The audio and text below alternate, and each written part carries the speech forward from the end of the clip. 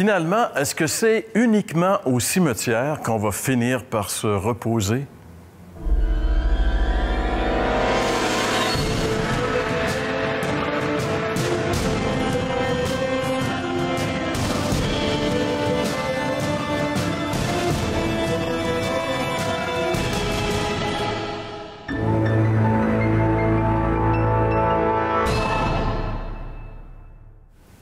Bonjour et bienvenue à l'émission L'heure de la bonne nouvelle. Cette année, notre thème, Libérer pour vivre libre. Aujourd'hui, on va parler du repos, le sabbat. Et pour ce faire, j'ai le plaisir d'accueillir mes collègues. François, bonjour. Bonjour, Jean-Pierre. Ainsi que Jeff. Bonjour. Jeff, peut-être ce serait bien de rappeler aux gens la raison pour laquelle cette loi, ces 10 commandements ont été donnés. Parce qu'on ne veut pas que les gens se mettent sous des fardeaux en nous écoutant aujourd'hui ou qu'ils comprennent mal le but de l'alliance que Dieu fait avec Israël. Parce que c'est une alliance, justement, avec le peuple d'Israël. Et c'était dans le but de savoir comment on vit avec Dieu. Dieu s'est engagé qu'envers Israël. Donc, c'est important qu'on remette ça dans son contexte. Donc, c'est important de réaliser que le repos dont il est question, dont on va parler, c'était d'abord et avant tout adressé à Israël. Mais bien sûr, en tant qu'être humain, on a tous besoin de repos. Et je pense, François, tu es allé sonder un petit peu les gens à ce sujet. Oui, on a posé la question aux gens, Jean-Pierre, en relation avec s'ils prenaient du repos sur une base régulière. Et on écoute vos réponses.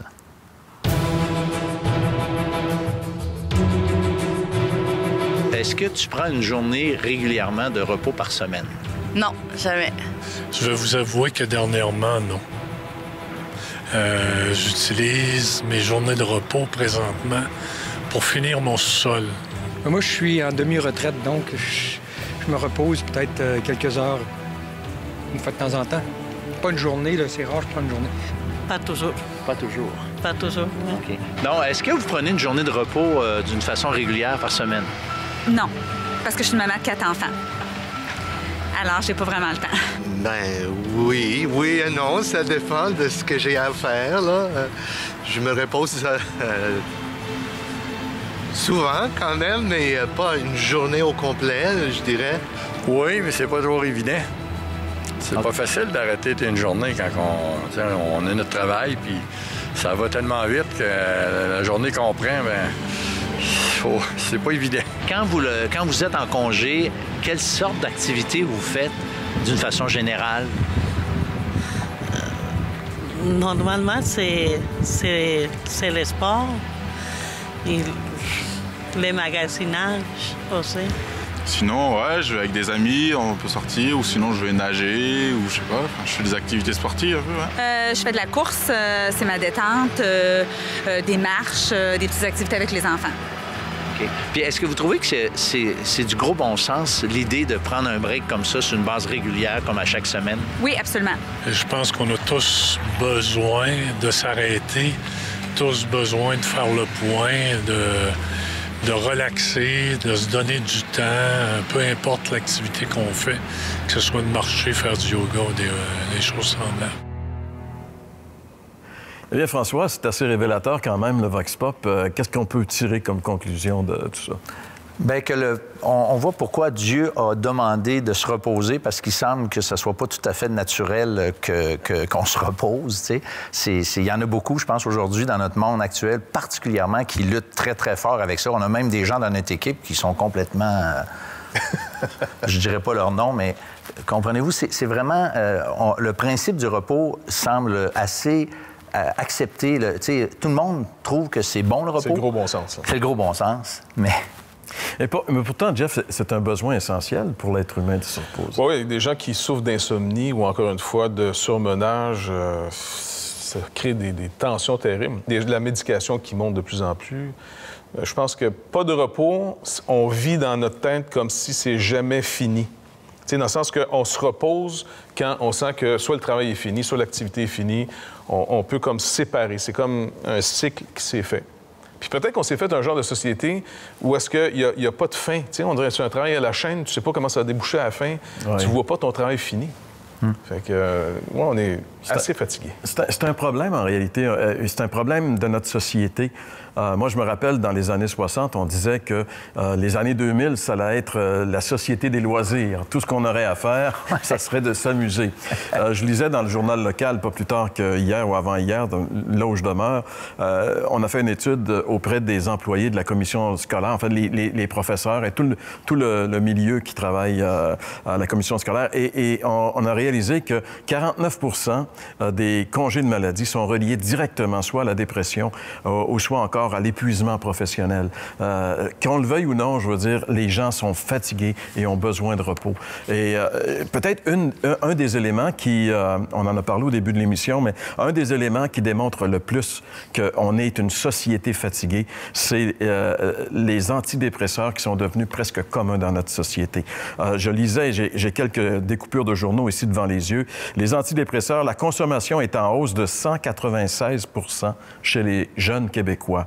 Les jeunes Québécois sont accros aux antidépresseurs. En 5 ans, la vente de ces médicaments utilisés, entre autres, pour traiter la dépression et l'anxiété, a pratiquement triplé chez les enfants et les adolescents de la province, révèlent des données obtenues par Statistique Canada. On dit aussi qu'un article qui a été publié dans la presse canadienne le 23 janvier 2008, que le nombre d'ordonnances des antidépresseurs remboursées par la Régie de l'assurance maladie du Québec aurait plus que doublé depuis l'an 2000.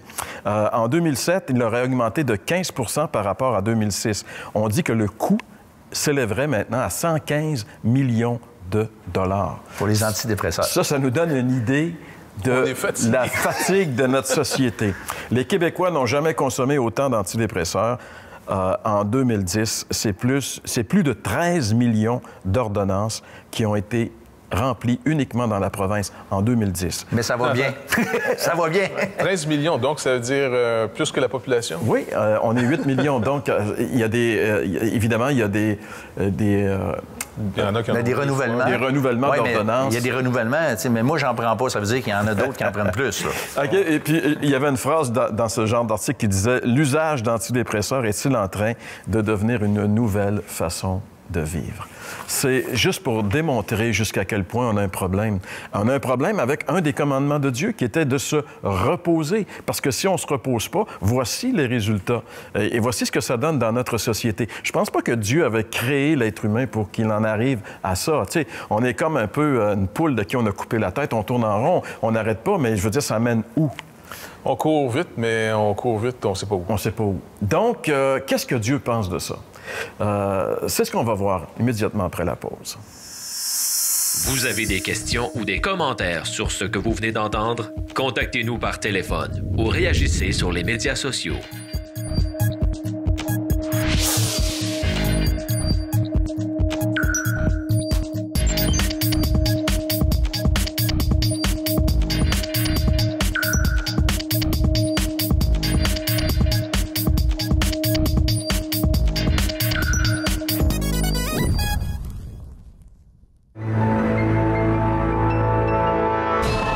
Eh bien, Dieu a certainement prévu la dérive de l'homme en ce qui concerne son besoin de repos, puisque dans la liste des 10 commandements, il y a un commandement précis sur le sujet du repos. J'aimerais vous le lire.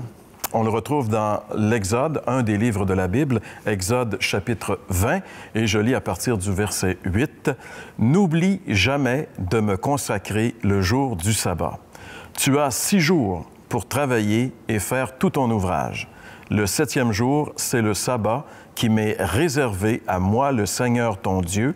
Tu ne feras aucun travail ce jour-là, ni toi, ni tes enfants, ni tes serviteurs ou tes servantes, ni ton bétail, ni l'étranger qui réside chez toi. Car en 6 jours, j'ai créé le ciel, la terre, la mer et tout ce qu'ils contiennent, puis je me suis reposé le 7e jour. C'est pourquoi, moi, le Seigneur, j'ai béni le jour du sabbat et je veux qu'il me soit consacré. » Alors Dieu a élaboré ici, et je veux dire, il a ordonné non seulement à l'homme qui est peut-être le pourvoyeur des besoins, mais même à toute la famille, au bétail, d'arrêter pendant le jour du sabbat pour se reposer. C'était quand même très important, Jeff, pour Israël de se reposer. Oui, surtout si on se remet dans le contexte où Dieu vient de les délivrer de l'Égypte. Et en Égypte, dans les dernières quasiment 100 ans, on peut dire, le peuple était dans l'esclavage. Donc, un esclave, les proverbes nous disent, l'ouvrier, lui, il attend le jour de sa paye. L'esclave, au maximum, lui, son repos, c'est l'ombre au bout du champ. Il attend d'arriver à l'ombre pour se reposer. Donc, l'esclave, il n'y a pas de repos. Sa vie, c'est comme si sa vie aboutit à rien sans arrêt. Tu t'opères tout le temps. Et là, quand Dieu les a libérés, il va leur donner, encore une fois, ce commandement pour maintenir cette fameuse liberté. Il y avait un but à l'alliance que Dieu a faite avec Israël. C'était, entre autres, de les maintenir libres. Il leur rappelle, c'est moi qui t'ai sorti d'Égypte, de la maison de l'esclavage. Le jour du repos était une journée de congé obligatoire. C'est quand même drôle de penser que c'est obligatoire, là. Parce qu'il faut forcer souvent les gens d'arrêter, parce que tant qu'on n'a pas compris qu'un travail est fini, bien, on opère sans arrêt. Eux, c'est des esclaves. Il ne faut pas oublier, ils ont une culture. Ils sont pris dans un travail continuel dans leur tête. Donc, Dieu dit, tu vas réserver cette journée-là, puis pour moi. Tu t'assois chez toi, et puis comme quelqu'un, j'en parlais à notre église dernièrement, puis la personne me disait, mais il faisait quoi en journée longue? Bien, il était assis, en famille, il marchait autour de la maison, mais il n'avait pas le droit d'aller plus loin que tant de distance. Ça, c'était la journée du repos, une fois par semaine, le 7e jour, c'est du mot Shabbat, tantôt. Puis après ça, Dieu leur donnait un autre congé. Imagine, à chaque 7 ans, congé national. Ça, c'était tous des cultivateurs, les gens à l'époque. Donc, tout le monde devait laisser la terre se reposer pendant 1 an. Ils ne travaillaient pas de l'année. Pas de l'année. Ah, mais à quand pour le Québec? Non, mais c'est vrai. Puis même, je pense que c'est un principe qui a été récupéré par certaines compagnies où est-ce qu'on dépend beaucoup de la créativité des ingénieurs, des gens. Ah. Et ils leur payent souvent un temps d'arrêt de tant de mois pour s'en aller. Ouais. Tu oublies tout, va à la pêche, fais n'importe quoi, oublie-nous, tu reviens après. Ouais. Et ça renouvelle vraiment les gens quand ils reviennent au travail. Donc, si on faisait ça à chaque 7 ans, et puis en plus, un autre congé, à chaque 49 ans, on annule les dettes à tout le monde. Congé de dette. Oui, le jubilé. Un congé de dette. Tout le monde retourne dans sa terre, dans son lopin de terre qui avait sa maison, même si tu l'avais perdu parce que tu avais été obligé de la louer, parce qu'on ne fait pas vendre à perpétuité en Israël, parce que la terre appartenait au Seigneur. Ouais. Et donc, Dieu faisait aussi un arrêt et il remettait les dettes à tout le monde. Et puis là, on repartait un nouveau cycle. Et je pense qu'en plus, là aussi, on libérait les esclaves, on libérait les... Les esclaves, les dettes, les maisons étaient retournées aux propriétaires. Si on avait été obligé, parce que des gens vendaient leurs enfants, tout le monde revenait à la famille. Fait que c'était un temps assez fantastique, hein? Ouais. Et souvent, on a l'idée que Dieu est demandant, mais on oublie que quand on lit l'alliance que Dieu faisait avec Israël, il est extrêmement gracieux. Il veut leur apprendre à vivre dans leur repos. Et seule une personne qui a fini un travail peut vivre du repos. Et c'était symbolique aussi. Ça visait vraiment un but, ce repos. Et je pense que le but, peut-être, on peut le discerner dans... Quand Jésus était sur la croix, il a dit « tout est accompli ». Et cette parole, je veux dire, si on la lit avec le repos du sabbat, veut dire que tout ce qu'on avait à faire pour obtenir l'approbation de Dieu, obtenir la vie éternelle, Jésus l'a accompli pour nous. Il a accompli l'œuvre. Et on peut donc, à partir de ce moment-là, entrer dans ce merveilleux repos dont il est question, je pense, François, dans une des lettres de... Bien, écoute, dans l'Épître aux Hébreux, je veux pas tout mettre le contexte, là, on fait pas ensemble ici une étude biblique, mais il y a un verset que j'aime beaucoup. Il y a donc un repos de sabbat réservé au peuple de Dieu. Et bien au-delà du repos physique, ce qui est la consigne dans la loi des 10 commandements, bien au-delà donc de ce repos physique, il y a le repos de l'âme, c'est-à-dire cette paix. C'est comme quand on a du travail, tu parlais tantôt qu'il y avait comme cette perpétuité, quand on est esclave, on n'a jamais fini. Et dans un sens, le repos de l'âme l'âme, c'est quelque chose que les gens n'obtiennent pas en accomplissant des choses. Ce qu'on appelle communément les bonnes œuvres. Le travail, il y a beaucoup de gens qui pensent qu'il faut qu'ils se gagnent la faveur de Dieu, puis là, ils pédalent, puis plus qu'ils en font pour Dieu, j'allais dire, plus qu'ils vont à messe, plus qu'ils se confessent, plus qu'ils font des bonnes choses, des... Porte-à-porte. N'importe quoi. Oui, mais c'est vrai. Il y en a même qui travaillent à se reposer le samedi. Oui, c'est ça. Il y en a... Oui, parce que je connais quelqu'un qui respecte beaucoup le samedi, le sabbat, puis je vous assure que sa vie est un peu compliquée, pour être honnête. Mais donc... C'est fatigant. C'est fatigant à se reposer. Mais qu'est-ce que je trouve vraiment bien, c'est que Dieu, là, dans cette poursuite du repos de notre âme, je vais dire le repos de la conscience, eh bien là, Dieu, il dit, écoute, calme-toi, moi, là, j'ai accompli ce que toi, t'essayes comme un fou d'accomplir chaque jour pour gagner ma faveur. C'est comme si Dieu il dit, calmez-vous, les gars, les filles, j'ai tout fait, j'ai fait ce que j'avais à faire. Donc, qu'est-ce que Dieu nous offre? C'est un repos, mais un repos de l'âme, un repos de la conscience.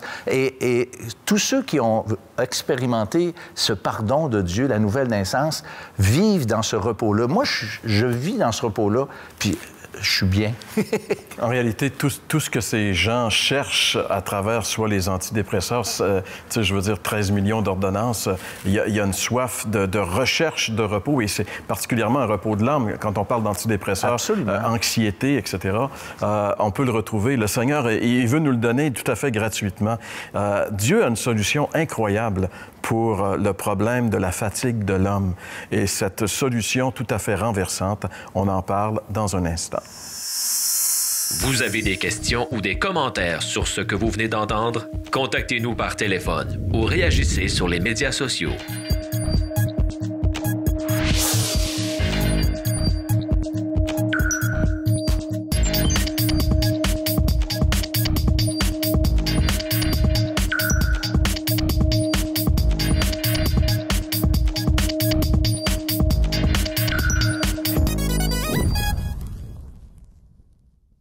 Communiquez avec nous pour recevoir gratuitement le calendrier de méditation Bonne Semence. Vous y trouverez chaque jour un passage tiré de la Bible ainsi qu'une courte méditation. Vous pouvez le faire par courriel à info@hbn.ca, par la poste à l'heure de la Bonne Nouvelle, casier postal 26006, Trois-Rivières, Québec, G8Y7M1, ou encore par téléphone au 1-866-509-1319.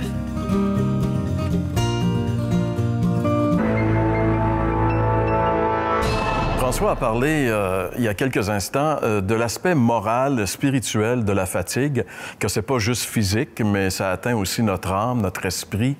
Et du temps de Jésus, justement, parce qu'on devient vulnérable lorsque on entre dans ce domaine-là. Et du temps de Jésus, il y avait justement beaucoup de gens qui ployaient sous des fardeaux incroyables que les leaders religieux mettaient sur les épaules des gens. De tout temps, les leaders religieux ont été des experts pour écraser les gens avec des lois, des ordonnances. On n'a qu'à penser ici au Québec, il y a quelques années, en fait plusieurs années derrière, mais quand même, lorsque les dames étaient obligées d'avoir des enfants chaque année, et parfois, il y en a même qui sont mortes.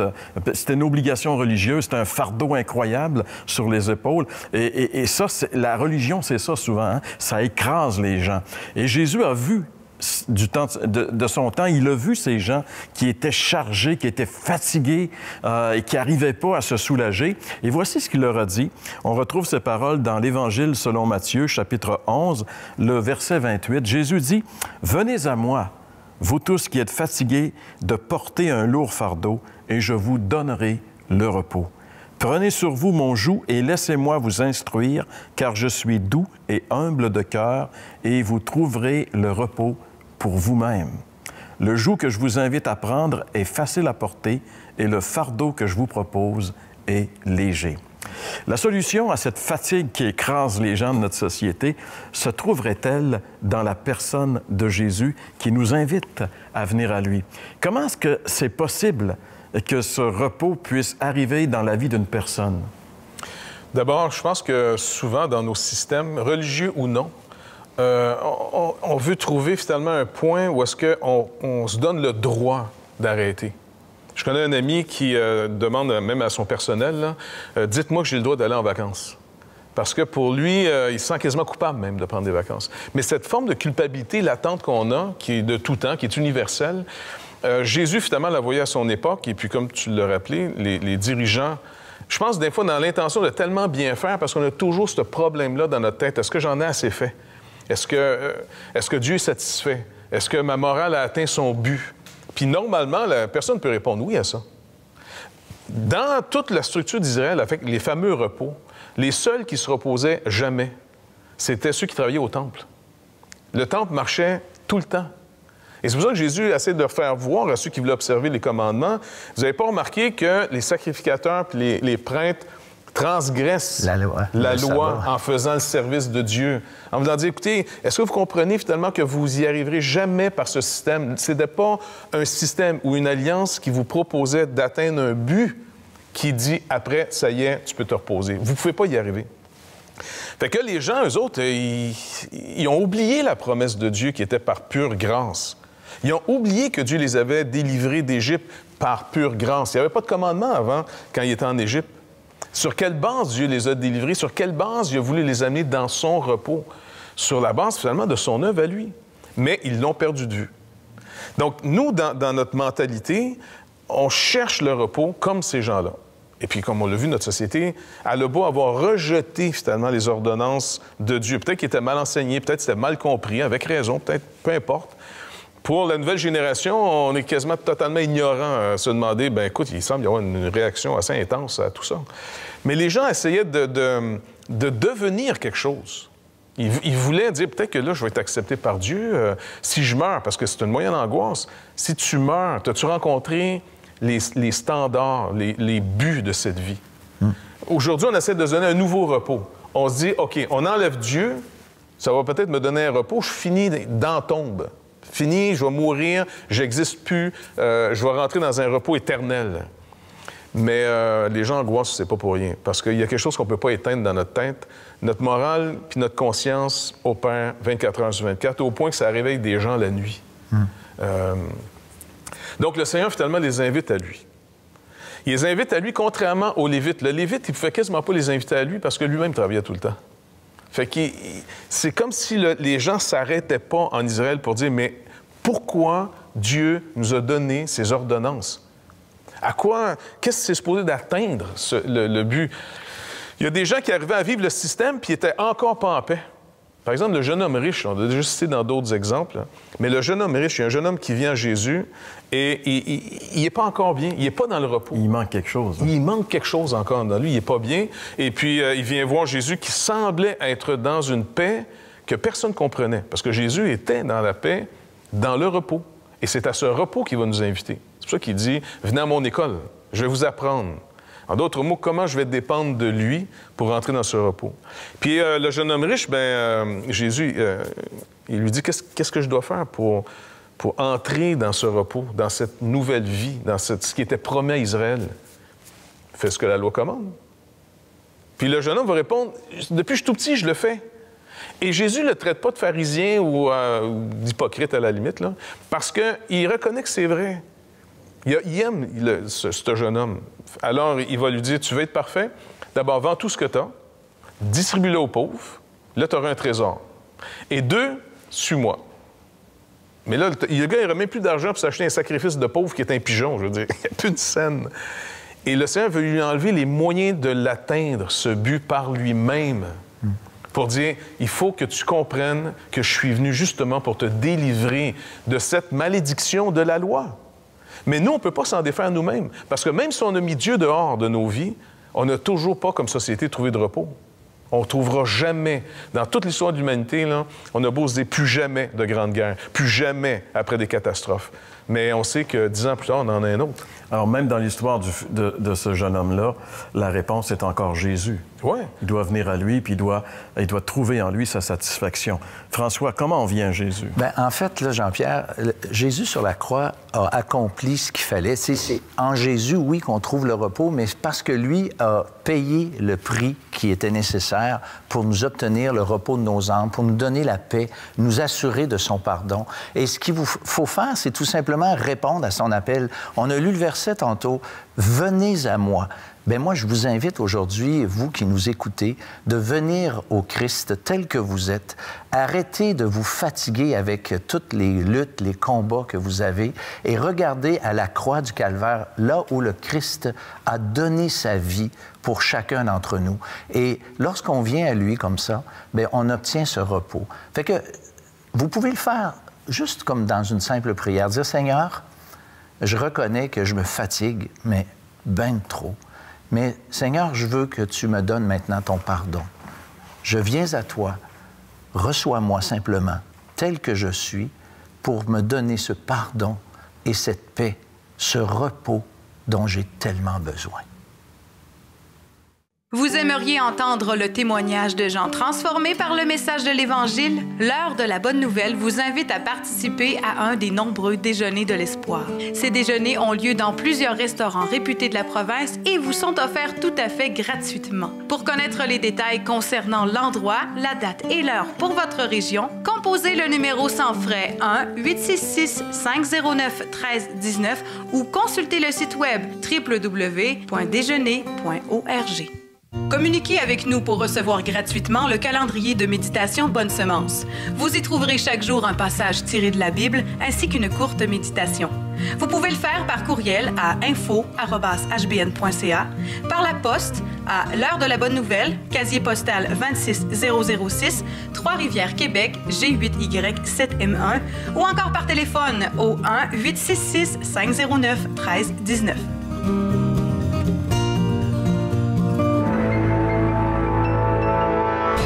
Jeff, aujourd'hui, on a parlé du repos, un des commandements, des 10 commandements de Dieu, l'obligation de s'arrêter et de se reposer. Est-ce que ça veut dire qu'on est en train de dire aux gens là, qu'ils sont obligés de faire ça pour obtenir la vie éternelle? Ils sont obligés de se reposer? Non, parce que finalement, ça a été accompli.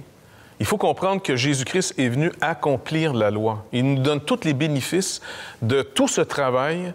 Et puis là, on peut rentrer dans le repos du travail fini. Parce que si on prend la semaine où Jésus va entrer à Jérusalem, on l'acclame, c'est le roi, et puis il rentre comme étant le roi.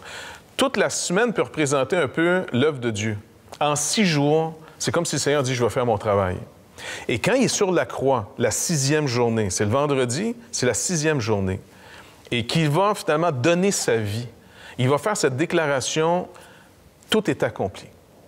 En d'autres mots, tout le travail est fait. Et là, il est mort.